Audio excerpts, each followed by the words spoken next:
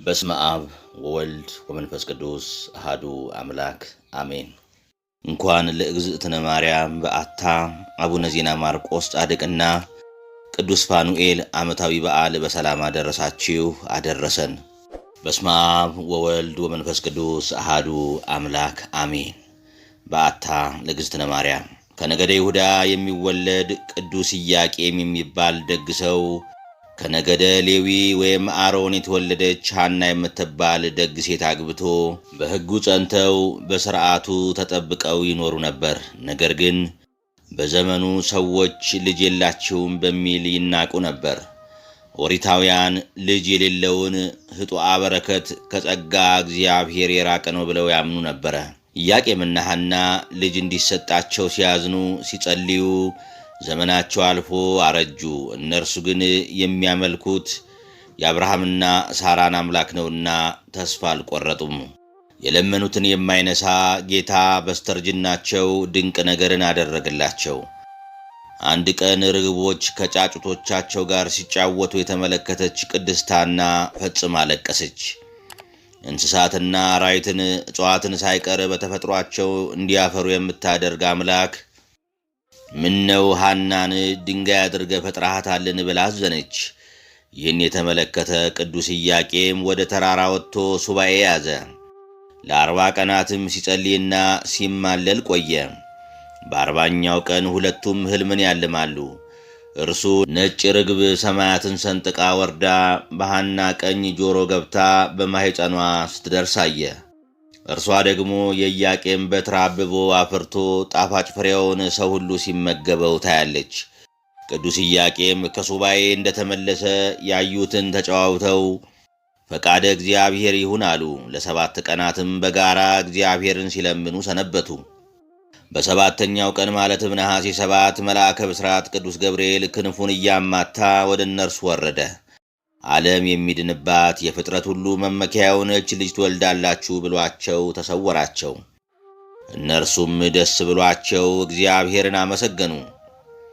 እንደ ሥርዓቱም አብረው አድረው እመብርሃን ተጸነሰች። ድንግል ሆይ ኀጢአት ባለበት ሥጋዊ ፍትወት የተጸነሽ አይደለም እንዳለ ሊቁ ቅዳሴ ማርያም።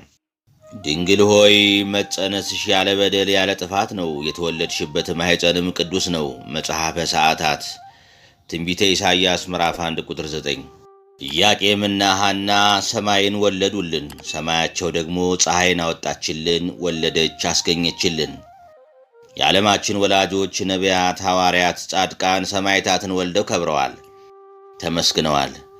ኢያቄምና ሐና ግን ፍጥረት ሁሉ በአንድነት ቢሰበሰብ በእግሯ የረገጠችውን ትቢያ እንኳ መሆን የማይችል የሰማይና የምድር ንግሥት የእግዚአብሔርን እናት እመቤታችን ማርያምን ወለዱልን።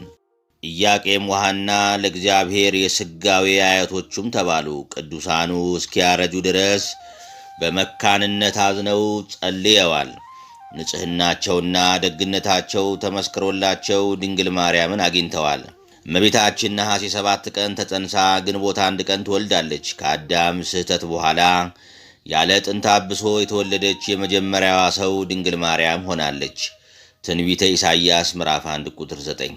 የእመቤታችን የዘር ሐረግ አዳም፣ ኖህ፣ አብርሃም፣ ይስሐቅ፣ ያዕቆብ በእናቷ ሌዊ፣ ቀዓት፣ እንበረም፣ አሮን፣ ቴክታና በጥሪቃ፣ ሄኤሜን፣ ዴርዴን፣ ቶና፣ ሲካር፣ ሄርሜላና ማጣት ሐና።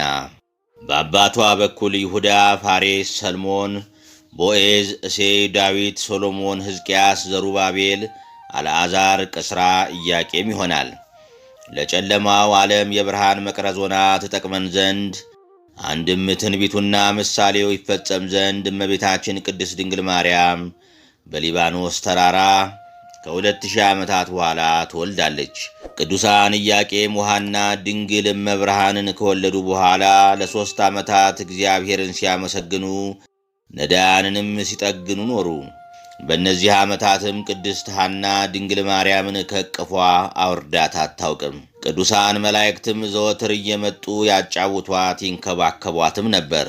3 ዓመት በሞላት ጊዜም በቅድስት ሐና አሳሳቢነት ብጻታቸውን ስዕለታቸውን ይፈጽሙ ዘንድ ተዘጋጁ። እንደ ሥርዓቱ የሚዘጋጀውን መባውን ይዘው ወደ ቤተ መቅደስ ሲደርሱ አበው ካህናትና የመቅደሱ አገልጋዮች ሁሉ ሊቀበሏቸው ወጡ። ሕዝቡ ሊቃነ ካህናት ቅዱሳን ዘካርያስንና ስምዖን፣ ኢያቄም፣ ሐና ከድንግል ማርያም ጋር ቆመው ሳሉም ሊቀ መላእክት ፋኑኤል ከሰማይ ወርዶ ረቦ ታየ። ከቅዱስ ዘካርያስ ጀምሮ ሁሉም ሰው ኅብስትና ጽዋውን ለመቀበል ቀረበ። ግን መልአኩ ራቀ።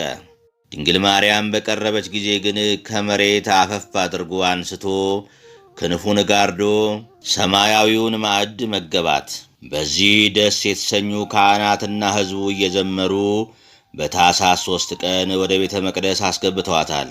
አማናይት መቅደሰ መለኮት ድንግል ማርያም ወደ ኦሪቱ ቤተ መቅደስ በገባችበት ዕለት ጸሎታችን እንድትሰማን የእግዚአብሔር አምላካችን ፈቃዱ ይሁን፣ አሜን። ድርሳነ ፋኑኤል ዘወርሃ ታኅሳስ።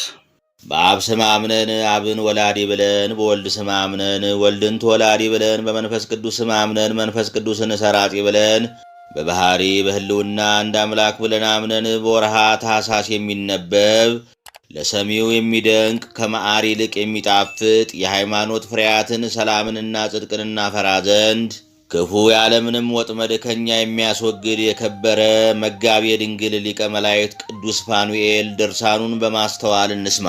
የሊቀ መላእክት ቅዱስ ፋኑኤል ጸሎቱና በረከቱ ከሁላችን ሕዝበ ክርስቲያን ጋር ይሁን ለዘላለሙ አሜን። ውሉደ ክርስቲያን ሆይ ሐዋርያው ቅዱስ ጳውሎስ በመልእክቱ ሃይማኖትስ መሠረት ናት፣ ሌሎቹ ግን ግድግዳና ጠፈር ናቸው እንዳለ መልካም የጽድቅ መሠረት የሆነች ሃይማኖታችሁን ታስተውሏት ዘንድ ከመጋቤ ድንግል ሊቀ መላእክት ቅዱስ ፋኑኤል ድርሳን የተገኘውን በጎ ምክርን የእውነትንም ቃል ስሙ። ሰማይንና ምድርን በውስጣቸውም ያለውን ሁሉ የፈጠረ አምላካችሁ እግዚአብሔር የፍጥረቱ መጋቢ አድርጎ በሾመው ሊቀ መላእክት መጋቤ ድንግል ቅዱስ ፋኑኤል እጅ የገለጠውን ታዩ ዘንድ ለግብረ ሕንፃ እንደተቀረጸች እንጨት ጸንታችሁ ቁሙ። በመጋቤ ድንግል ሊቀ መላእክት ቅዱስ ፋኑኤል አማላጅነት ወደ ዕረፍተ መንግሥተ ሰማያት ትገቡ ዘንድ ሁልጊዜ ብርሃናትን ፈጣሪ በእግዚአብሔር ትእዛዝ ችላ እንዳትሉ አስተውሉ። ይህችውም ከፍቅርና አንድነት ሁሉ ጋር በፍጹም ተድላ ህልፈትም የሌለባትና የዘላለም ሕይወት የሚገኝባት እንጂ ድካም፣ የልብ ሐዘን፣ ትካዜ፣ መከራ፣ ጭንቅ፣ ጥፋት፣ ችግር፣ መቃናት፣ መጣላት፣ መቀየም፣ ሕማምና ሞት የሌለባት ስፍራ ናት። ከዚህች ተድላ ደስታ ስፍራም እጅግ ብዙዎች እንደሆኑ የምናውቃቸው ቁጥራቸውንም በየማይረጋቸው እንረዳ ዘንድ የማይቻለን የሚያገለግሉት መላእክት እንደ ትእዛዙ እየተላኩ እግዚአብሔርን ያገለግሉታል። ሀብታቱን ሁሉ ይቀበሉ ዘንድ የሚያበቃቸው በመላእክትና በሊቃነ መላእክት ነግሶ ኃይላትንም ወስኖ ገጥቶ የሚኖር የእጁ ሥራ ፍጥረታቱን ይመግብለት ዘንድ የከበረ መጋቤ ድንግል ሊቀ መላእክት ቅዱስ ፋኑኤልን ሾመው። መላእክትስ ሥጋውያን አይደሉምና ሥጋዊ መብልን አይሹም። ስለዚህም ወላዲት አምላክ እመቤታችን ቅድስት ድንግል ማርያም ምግቧ ከሰማያ ሰማያት የተገኘ ሰማያዊ ኅብስት የምትጠጣውም ከሰማያ ሰማያት የተቀዳ ሰማያዊ መጠጥ ይሆን ዘንድ በመላእክት ጌታ እግዚአብሔር ታዞ ሊቀ መላእክት ቅዱስ ፋኑኤል ወደ እርሷ መጣ። እመቤታችን ድንግል ማርያምስ ሰውን ከሚወድ እግዚአብሔር ለአባቷና ለእናቷ የተሰጠች የዓለም ሁሉ ምክንያተ ድኅነት ናት። የሊቀ መላእክት ቅዱስ ፋኑኤል ሠራዊት የሆኑ ነገደ መላእክት ለቃሉ የሚታዘዙለት ልጇ ወዳጇ የዓለም መድኃኒት ክርስቶስ ከባሕሪ አባቱ አብ ከባሕሪ ሕይወቱ መንፈስ ቅዱስ ሳይለይ ከሰማያት ወርዶ 9 ወር ከ5 ቀንም በማኅፀኗ አድሮ ሊዋሃደው የፈጠረውን ፍጹም ሥጋንም ከእርሷ ይነሳ ዘንድ ወዷልና። የእመቤታችን ቅድስት ድንግል ማርያም አባትና እናቷ ሁለቱም እግዚአብሔርን የሚፈሩ ቅዱሳን ናቸው። የአባቷ ስም ኢያቄም የእናቷ ስም ሐና ይባላል። ይቺ ደግና ቅድስት ሐናንም በዘመድ ለከበረ ጻድቅ ኢያቄም አጋቧት። ቅድስት ሐናም እርሷና ባሏ ቅዱስ ኢያቄም ልጅ ስላላገኙ እጅግ እያዘነች በቤተ እግዚአብሔር ውስጥ ከነበሩ ሴቶች ተለይታ ርቃ ትኖር ነበር።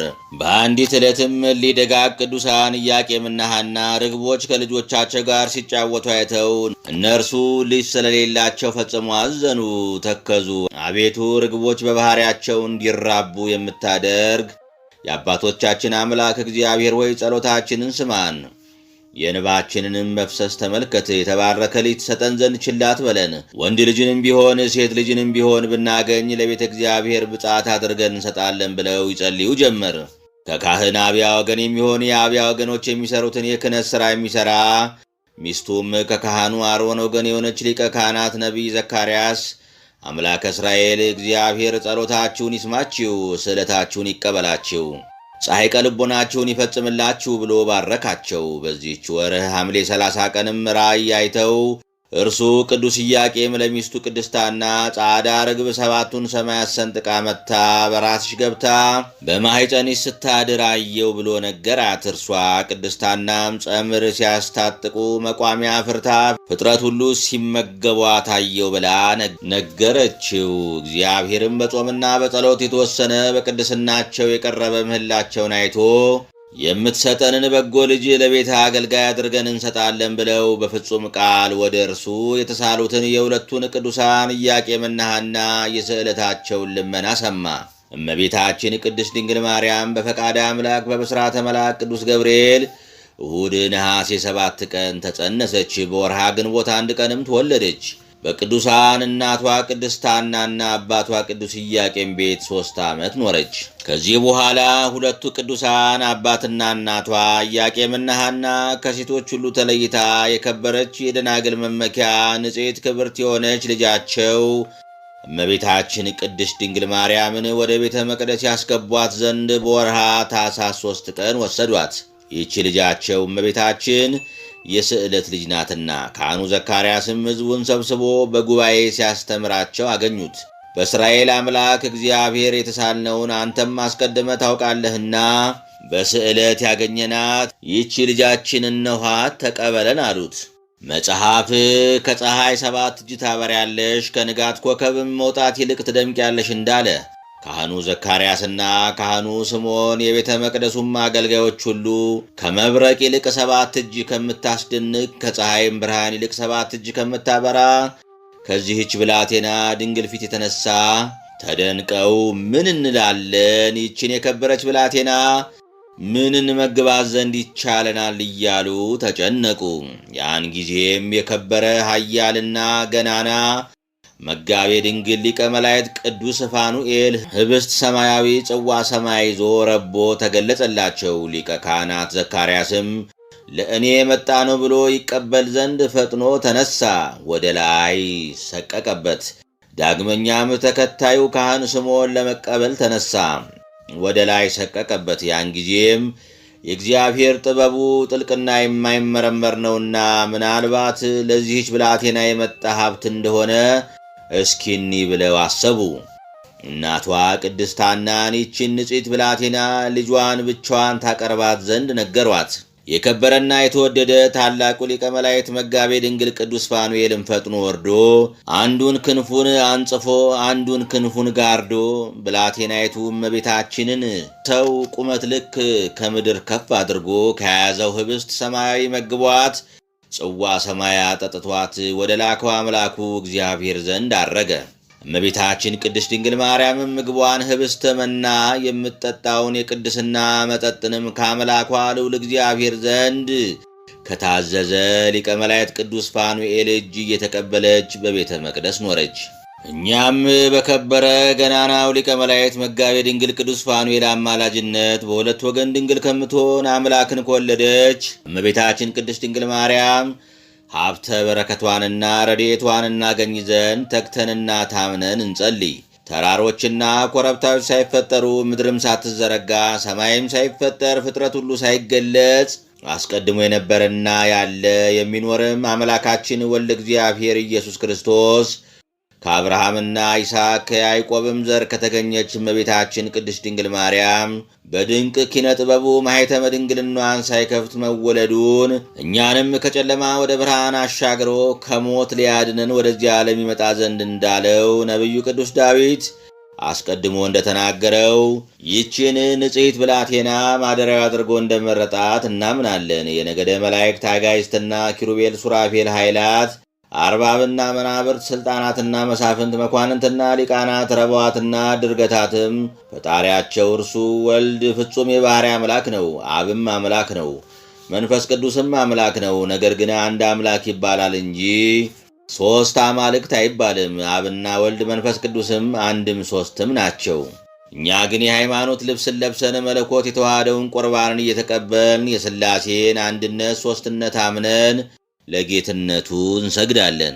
ሥጋችንና ነፍሳችን በንስሐ ቀድሶ በሰጠን ሀብተ ልጅነት ከእኛ ጋር ይኖር ዘንድ ስለበላነው ቅዱስ ሥጋው ስለጠጣነው ክቡር ደሙ ብሎ ወልደ እግዚአብሔር ኢየሱስ ክርስቶስ በደብረ ጽዮን የመንግሥቱ ወራሾች ያድርገን። የተዳዲ አጋንንት ሊቀ መላእክት መጋቤ ድንግል ቅዱስ ፋኑኤል ጸሎቱና በረከቱ ሀብተ ጸጋውም ከሁላችን ሕዝበ ክርስቲያን ጋር ይሁን ለዘላለሙ አሜን። ተአምረ ፋኑኤል ዘወርሃ ታኅሳስ። ተአምረ ፋኑኤል ዘወርሃ ታኅሳስ። ጸሎቱና በረከቱ ለዘላለሙ ከሁላችን ጋር ይሁንና ኃይለ ረድኤታቸው ከበዛ የርኅራኄያቸው ይቅርታም ከተትረፈረፈ አጋዕዝተ ዓለም አብና ወልድ መንፈስ ቅዱስ ዘንድ ለፍጥረት ሁሉ ምሕረትን የሚለምን የከበረ መጋቤ ድንግል ታላቁ ሊቀ መላእክት ቅዱስ ፋኑኤል ያደረገው ተአምር ይህ ነው። በሰው ሁሉ ዘንድ ቅንነቱ የታወቀ ካህን ዝብርንት በተባለ በአንድ ሀገር ውስጥ ይኖር ነበረ። የሊቀ መላእክት ቅዱስ ሩፋኤልንም ዝክር በየወሩ 3 ቀን ይልቁንም በተባረከ ወርሃ ታኅሳስ 3 ቀን አብዝቶ ይዘክራል። ቅድስት ወንጌል በደቀ መዝሙሬ ስም ቀዝቃዛ ውሃን ያጠጣ ዋጋውንም አያጣም እንዳለች በዚህ መልካም ሥራም በሊቀ መላእክት ቅዱስ ፋኑኤል ስም ነዳያንን እየመገበ ብዙ ዓመታትን ኖረ። ከብዙ ዓመታት በኋላም ፍሪዳውን አርዶ አወራርዶ ወይን ጠጅም አዘጋጅቶ ይዘክረው የነበረ የሊቀ መላእክት ቅዱስ ፋኑኤል የታላቁ ወርሃ ታኅሳስ ዝክረ በዓል በደረሰ ጊዜ ምንም ገንዘብም ቢሆን አልነበረውምና እጅግ ተጨነቀ። ያስለመደው ዝክር እንዳይታጎልበትም የሚያደርገው አጣ። በልቡም እንግዲህ የቅዱስ ፋኑኤልን በዓል በጽሩይ ውሃና በትንሽ የባቄላ ጥሬም ቢሆን እዘክራለሁ እንጂ ምን አደርጋለሁ ሲል አሰበ። በሰማያዊት ምግብና ላይ የተሾመ መጋቤ ድንግል ቅዱስ ፋኑኤል ስማቸው የከበረ ቅዱሳን ኢያቄምና ሐና ወደ ወለዷት የሁላችን መመኪያችን ወደ ሆነች እመቤታችን ቅድስት ድንግል ማርያም ዘንድ ኅብስተ ሕይወት ጽዋ በረከት ይዞ በወረደበት የመጋቤ ድንግል ሊቀ መላእክት ቅዱስ ፋኑኤል ታላቋ የከበረች ወርሃ ታኅሳስ ክብረ በዓሉ ዕለትም የአገሩ ሰዎች ከቅርብም ከሩቅም አውራጃዎች ሁሉ ተሰበሰቡ። ነዳያንና ምስኪናንም ሁሉ እንደ ልማዳቸው በሊቀ መላእክት መጋቤ ድንግል ቅዱስ ፋኑኤል አማላጅነትም የእግዚአብሔርን ስም እየጠሩ ተዘክረው በልተው ሲጠግቡ ጠጥተው ሊረኩ ወደዚህ ካህን ቤት መጡ። ያን ጊዜም ይህ ካህን ተነስቶ ወንድሞቼና እህቶቼ ሆይ ዘንድሮ የድርቅ ዘመን እንደሆነ ታውቃላችሁ። ገንዘቤም ሁሉ አልቋል፣ ምንም እህል የለኝም። ነገር ግን የምታመንበት የወዳጄ ቅዱስ ፋኑኤል ዝክረ በዓሉ እንዳይታጎል ንጹሕ ውሃን በጋን ከ13 ዳቦች ጋራም በትንሽ ቁና ትንሽ ንፍሮ አዘጋጅቻለሁ ብሎ የልቦናውን ጭንቀት ነገራቸው። በረከትን የሚያድል የፍጡነ ረድኤት ሊቀ መላእክት መጋቤ ድንግል ቅዱስ ፋኑኤልን የአማላጅነቱን ታላቅ ኃይል በመታመን በቅዱስ እግዚአብሔር ስም ባርኮ ለእያንዳንዳቸው እየተቀመጡበት አደላቸው። ይህ ካህን በሕያው እግዚአብሔር ስም ባርኮ የሰጣቸውም ከመጋቤ ድንግል ሊቀ መላእክት ቅዱስ ፋኑኤል አማላጅነት የተነሳ በያፋቸው ውሃው እንደ ጥዑም ወይን ጠጅ፣ ንፍሮም እንደ ጮማ ሥጋ፣ የዳቦም ቂጣ በቅባ ዘይት እንደተቀባ ለስላሳ የዕለት እንጀራ የበረከት ምግብ ሆነላቸው። ጌታችን ኢየሱስ ክርስቶስ በቅዱስ ዮሐንስ ወንጌል በእኔ ብትኖሩ ቃሌም በእናንተ ቢኖር የወደዳችሁት ሁሉ ይደረግላችኋል እንዳለ በልተው ጠገቡ፣ ጠጥተው ረኩ። የወዳጃችን የመጋቤ ድንግል ሊቀ መላእክት ቅዱስ ፋኑኤል ጸሎቱና በረከቱ ከጥፋት ይጠብቀን፣ የእህል በረከት ከማጣት ይሰውረን፣ ወደ ንስሐ ይመልሰን ለዘላለሙ አሜን ወአሜን አሜን። በዛሬው ዕለት ከምናከብራቸው ቅዱሳን አባቶች መካከል ደግሞ አንዱ አቡነ ዜና ማርቆስ ጻድቅ ናቸው። አባ ዜና ማርቆስ በሀገራችን በተለይ በደቡብ ምድረ ጉራጌ ስመጥር ሐዋርያ ጻድቅ ናቸው። ምድረ ሸዋ ደግሞ እርሳቸውን ጨምሮ የብዙ ቅዱሳን መፍለቂያ ናትና ክብር ይገባታል። ነቢየ ጻድቅ ዳዊት ትውልደ ጻድቃን ይትባረኩ፣ የጻድቃን የቅኖች ትውልድ ይባረካል፣ መዝሙር 111 ያለው ነገር በምድረ ዞረሬ ጽላልሽ ተፈጽሟል። 3 ወንድማማች የተባረኩ ካህናት በስፍራው ነበሩ። ስማቸው ጸጋ ዛብ፣ እንድርያስና ዮሐንስ ይባላል። ከነዚህ መካከልም ጸጋ ዛብ እግዚአርያን አግብቶ ኮከበ ከዋክብት ተክለ ሃይማኖትን ሲወልድ፣ ካህኑ ዮሐንስ ደግሞ ዲቦራ የምትባል ደግ ሴት አግብቶ ዜና ማርቆስን ወልዷል። የአቡነ ዜና ማርቆስ ጽንሰታቸው ሚያዝያ 30 በብስራተ ማርቆስ ወንጌላዊ ሲሆን ልደታቸው ደግሞ ኅዳር 24 ቀን በበዓለ ሱራፌል ካህናተ ሰማይ ነው። ዘመኑም 13ኛው መቶ ክፍለ ዘመን ነው። ዜና ማርቆስ በተወለዱ በ40 ቀናቸው አጎታቸው ቀሲስ እንድርያስ የ72 ዓመት ሽማግሌ ናቸው ሊያጠምቁ ቀረቡ። ሕፃኑ ዜና ማርቆስ ግን ከእናታቸው እቅፍ ወርደው 3 ጊዜ ሰግድ ለአብ ወወልድ ወመንፈስ ቅዱስ እያሉ ቢሰግዱ የመጠመቂያው ገንዳ ውሃ ፈላ። ይህንን የተመለከቱት ካህኑ ደንግጠው ወጥተው ሲሮጡ ቅዱስ ሩፋኤል ሊቀ መላእክት ተገልጦ አትፍራ፣ ይልቁኑ ከጠበሉ ራስን ተቀባላቸው እንዳላቸው ቢያደርጉ ራሰ በራ ነበሩና ጸጉር በቀለላቸው። ሕፃኑ ዜና ማርቆስ ግን 5 ዓመት ሲሞላቸው ወደ ጉባኤ ቤት ገብተው በአጭር ጊዜ ብሉይ ከሐዲስ ጠነቀቁ። ዲቁናን ተቀብለው ወደ ቤታቸው ሲመለሱም ሽፍቶች አግኝተው በትራቸውን ቀምተው አንገላተው ሰደዋቸዋል። ወዲያው ግን ያቺ በትር በአቡና ሽፍቶችን አጥፍታቸዋለች። ጻድቁ ለቤተሰብ እየታዘዙ ንጽሕናቸውንም እየጠበቁ ኑረው 30 ዓመት ሲሞላቸው ወላጆቻቸው ግድ ብለው ማርያም ክብራ ለምትባል ወጣት አጯቸው። እርሳቸው ግን በሰርጉ ሌሊት ከጫጉላ ቤት ጠፍተው በረሃ ገቡ። ከዚያም በቅዱስ መልአክ መሪነት ሀገረ ምሁር ደረሱ።